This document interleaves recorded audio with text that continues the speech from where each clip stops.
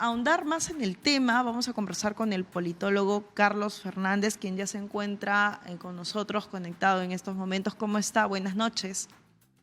Buenas noches, ¿cómo están? Un gusto estar con ustedes. Bien, bueno, Carlos, respecto a este tema que es bastante, digamos, emblemático, en el que la gente está esperando una respuesta, digamos, sobre los presuntos coautores del hecho, ¿no? Porque ya el presidente, digamos, que se encuentra en la DIROES, ¿no? Como medida del Poder Judicial por este intento de golpe de Estado, pero se sospecha, se deduce de acuerdo a los elementos contundentes, a las pruebas también que hay, a los testigos, que la señora Betsy Chávez, también así como el señor Roberto Sánchez y el señor Willy Huerta, ambos los tres han sido exministros en el gobierno del expresidente Pedro Castillo, han estado involucrados, ¿no?, en este tema, ¿no? Y el hecho de que haya una denuncia constitucional en proceso, ¿qué quiere decir como para que la gente entienda con denuncia constitucional? Es decir, ¿qué procede en el caso de que se apruebe una denuncia constitucional en su contra? Bueno, mira, realmente el golpe fallido de Castillo ha abierto un nuevo escenario político. Ha sido grave lo que ha hecho Castillo. Yo diría que hay dos personajes que han jugado un rol importante, que la prensa lo ha reconocido desde un primer momento, que es el doctor Aníbal Torres Vázquez y Betsy Chávez, ¿no? Ujú. Los otros dos, tanto Huertas como Sánchez, están siendo investigados, ¿no? Esperemos que las investigaciones avancen y se aclare el tema. Ujú. Esto, digamos, es parte de una crisis ya que lleva como 7 años por lo menos, que, digamos, explosionó o explotó con la caída de Kuczynski, ¿no? Un acto realmente lamentable para el país, donde dos grupos de derecha como PPK, el grupo de PPK, Peruanos por el Cambio, como de Fuerza Popular, tenían en sus manos los dos poderes del Estado. Fuerza Popular de Keiko Fujimori tenía el Congreso, mayoría, Ujú. 73 congresistas, y PPK tenía el Poder Ejecutivo. Los dos grupos de derecha, los dos defendían el mismo modelo económico, y lo que han debido hacer, obviamente, si el interés del Perú estaba primero, era unirse y gobernar juntos y hacer un buen gobierno y demostrar que la derecha es capaz de gobernar y hacer prosperar y desarrollar a la población peruana, especialmente a la más pobre. Si eso hubiera hecho Keiko Fujimori, digamos, hubiera dado un apoyo, digamos, constructivo al gobierno de PPK, yo estoy seguro que Keiko Fujimori hubiera sido la próxima presidenta del Perú si el gobierno de PPK hubiera sido exitoso. Entonces, Ujú. ahí nace el problema. No solamente la izquierda ha demostrado estar desunida históricamente, sino también la derecha. Entonces, esto genera una crisis de representación política muy grave, donde lo de Castillo es un episodio, digamos, triste, por supuesto, por las consecuencias y los muertos que hemos tenido al frente. Pero este es un problema más profundo, más estructural, de crisis de los partidos, del sistema de partidos, y que esperemos que esta crisis y esta explosión social que ha habido en los últimos meses dé como resultado el surgimiento de nuevas fuerzas políticas. Ujú. Porque Bien. siempre, luego de movimientos sociales importantes, y en el Perú han habido dos movimientos importantes, muy importantes. Uno es el movimiento anticorrupción, donde hubieron diversos grupos ideológicos que lucharon contra la corrupción y que tuvieron mucho éxito. Cerraron un congreso, el Congreso Fujimorista, ganaron un referéndum con más del 90% y sacaron a un presidente, al presidente Merino. Es decir, un movimiento anticorrupción muy grande, que luego va a ganar el referéndum con más del 90%, cosa nunca vista en el Perú. Y luego va a sacar un presidente con la toma de Lima para sacar a Merino. Esa fue una toma de Lima con más de 100.000 personas en las calles y en todo el país. Ujú. Luego a ese movimiento social ahora surge otro, un movimiento social localizado más en el sur del país, más rural que urbano, ¿no? Pero que también refleja un descontento y un malestar de sectores importantes de la sociedad. La pregunta es, ¿qué grupo político, qué organización política va a recoger estas demandas de estos dos grandes movimientos sociales y va a ser capaz de representarlos? Esa es una pregunta, yo creo, importante en las actuales circunstancias. Bien, entonces estamos hablando de una falta de capacidad política y también de concertación política para poder salir de esta crisis que nos mantenemos en constante desde hace varios años, tal como lo mencionas.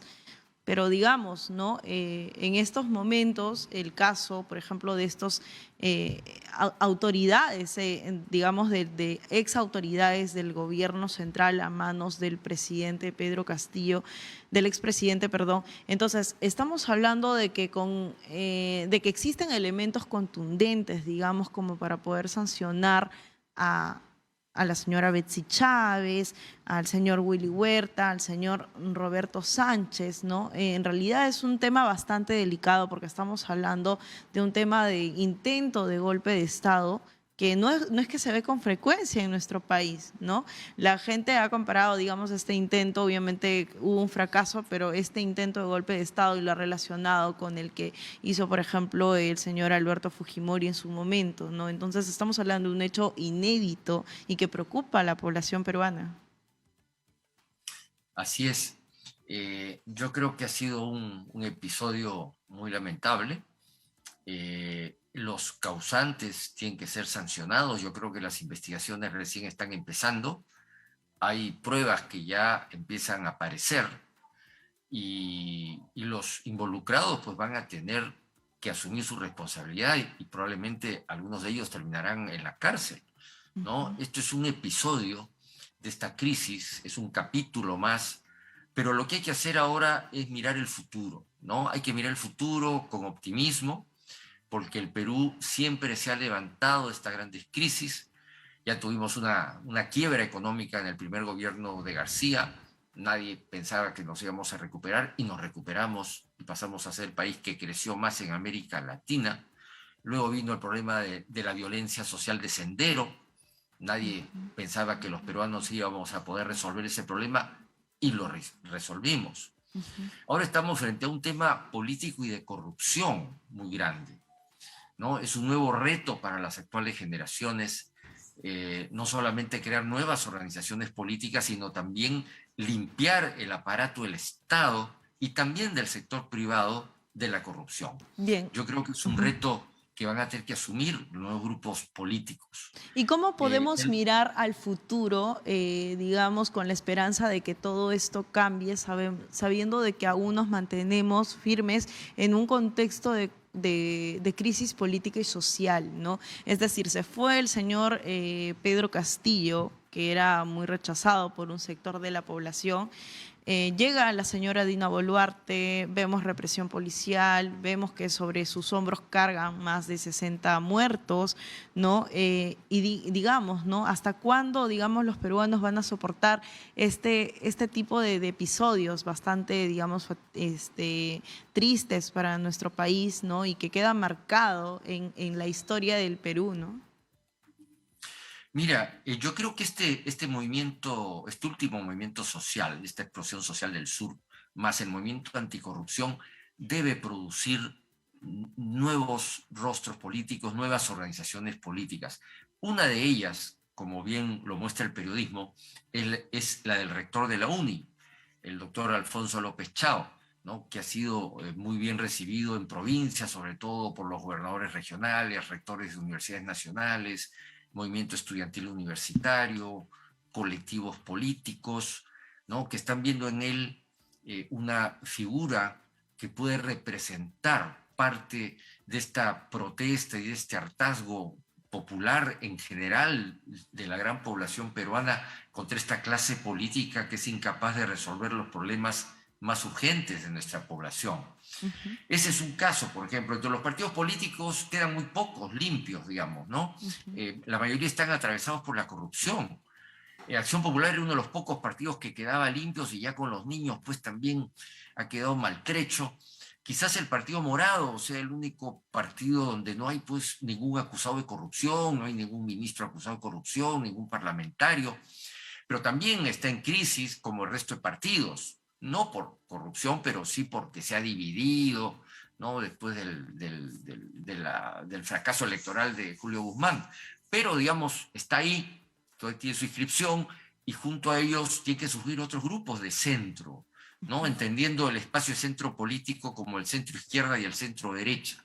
Todos los grupos, ¿no? que quieren un Estado de Derecho, quieren la democracia, quieren el respeto a los derechos humanos, el respeto a las instituciones, de las reglas de juego, de los cambios pacíficos, de la resolución de los conflictos de manera pacífica.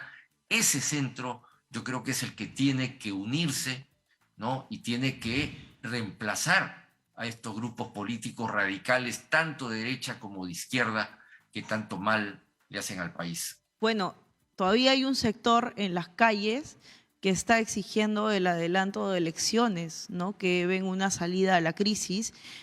Por un lado vemos a un Congreso que no logra llegar a una concertación y no logran obtener la mayoría de votos para aprobar un proyecto de adelanto de elecciones. Y por otro lado vemos a una presidenta, tal como lo decía hace unos instantes el exministro del Interior, Gino Costa, que vemos a una presidenta, Dina Boluarte, que ha presentado 2 proyectos de ley de adelanto de elecciones, pero digamos que fue algo más de trámite, ¿no? Que lo presentó, lo dejó y le dijo al Congreso, bueno, tú decides, ¿no? Como diciendo, yo acá no me meto y yo ya cumplí. Digamos de que no se ha hecho notar ese peso de presidenta de la República. ¿Es así como también lo notas, lo percibes? Sí, yo comparto la visión de Gino Costa. Ni Boluarte, ni la presidenta Boluarte, ni el Congreso quieren renunciar, quieren irse. Ya el primer discurso de Boluarte lo puso claro. El Congreso y yo nos quedamos hasta el 2026. Eso fue lo que dijo en su primer discurso. Luego, claro, ha hecho un poco de fintas por presión popular.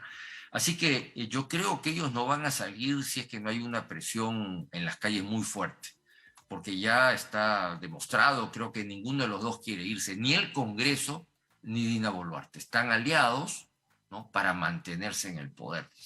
Lo que hay que hacer es construir una alternativa, porque obviamente convocar elecciones, que yo creo que es la salida política más adecuada, implica también crear una alternativa política que reemplace estos partidos, porque si vamos a convocar elecciones para que regresen los mismos, no vale la pena, ¿no es cierto? Mejor es esperarse hasta el 2026 y que surjan otros grupos. Entonces, hay una responsabilidad de los nuevos grupos que están emergiendo con los grupos más sanos de la política peruana, de formar un frente, ¿no? Que sea capaz de dirigir en todo caso y canalizar este descontento popular y pedir el adelanto de elecciones, pero con una alternativa política visible. Lo que no existe es una alternativa política, un partido político o un frente de organizaciones políticas visible que le digan a la población, mira, si hacemos elecciones adelantadas, nosotros podemos gobernar. Bien, pero si no vemos a nadie, ¿no es cierto? La población pues no se anima mucho tampoco a presionar para la renuncia del Congreso de Dina Boluarte. Bien, Carlos, sin duda hemos visto, por ejemplo, en el sur del país una masa bastante contundente, en Puno en específico, en el que todavía la gente se mantiene firme, ¿no? Y está dispuesta a salir a las calles, a bloquear las carreteras, hasta que se cumpla su demanda, esta demanda política. Bueno, Carlos, te agradezco por estar con nosotros en Nativa Fondo. Ya habrá oportunidad nuevamente para poder conversar más sobre la coyuntura política. Gracias nuevamente por estar aquí con nosotros. Bueno, gracias a ustedes. bien, entonces nos